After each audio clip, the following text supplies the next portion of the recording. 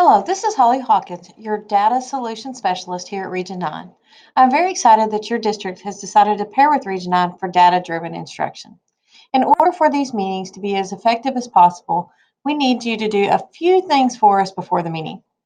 First is to go to Test Keys and go to List.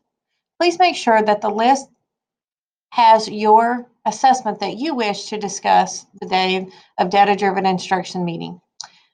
The test needs to be named clearly as to what your district is going to call it. Some districts call them benchmarks, some call them check marks, CBAs, SFAs. So we need to make sure that your district is all speaking the same language so that the test is clearly marked, identifying exactly what it is that you're assessing. So if this was math 6 weeks, but really it truly was what my district's going to call a benchmark, I can go in and hit edit and I can go to header. And when I go to header, here's where I can change the name of my test. So I can change it to whatever my district has decided is going to be the best. Also, version numbers, you need to have a system. So if my system, my district has said that every benchmark will start with a 9, and this is my first benchmark, then I may call this 901. So think very carefully as a district, as a campus, or even as a department, what you wish to name, have commonalities in the description, which is the name of your test key, as well as the version number of your test keys. Also, it's important that you have the approaches, meets, and masters performance levels in. These can be found on the lead forward raw score conversion table.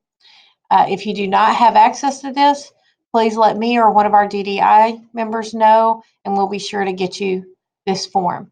This form for every tested grade level will have the subject area and each performance level. If you are second grade, just go ahead and use the third grade performance levels of 53, 76, and 85.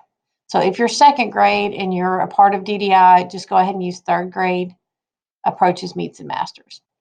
So back here, we're under test key. We can go to header, and at any time, we can change these description and version numbers and performance standards. So once we have all this set and in common, it's fantastic.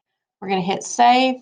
Then we're going to go to our dashboard, and we're going to set up commonalities in our reports. So we're going to go to one click over here in the far right corner.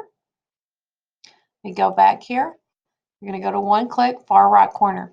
If you have not set these up yet, you want these 4 reports selected. These 4 reports are going to be what we will discuss. And really, if you have other reports, if you can just go ahead and write those down and uncheck them for a DDI meeting, then after the DDI meeting, you can go back and add your check marks. But for the DDI meeting, we really would just like these 4, which would be the first one selected is performance summary. The second one is item analysis, and we're going to leave these the way that they default, teacher, number, ascending. But on the third one, student responses, we're going to change a little bit. On the student responses, we're going to ask, it's going to default to teacher. We're going to ask that you move it to both. So we want the word both here. We're going to go ahead and leave this at 70, but it's going to default to student. We want you to set it to score. So we want it to say score, and then it's going to default to ascending, and we want you to change it to descending. So on student responses, there's a few changes. So we're going to go to both, we're going to go to score, and we're going to go to descending. The fourth and final report is the SE performance report. And this one, we're going to pretty much leave it the way it defaults, teacher, standard, but we are going to change this last one. It's going to default to ascending, and you want to change it to descending order. Now, in order for these to take effect, I do have to scroll down here to the bottom and hit save. So make sure once you have your 4 reports selected that you do come down to the bottom and hit save. Now when I go back to my test keys and whichever assessment we choose to talk about that day, I just click on the word reports underneath it. And all of us are going to have the same 4 reports ran the same way, and we can have some really meaningful discussion. And clicking on reports, when I keep it digital, at this point, I have an option up here. I don't know if you can see behind my Screencastify, but I can print and I can download.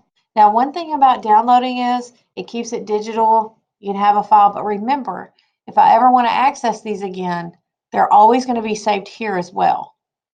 So every time I go back to my test key and I click on reports, it's saving my reports for me. But if you want a backup copy, that's fine, hit download.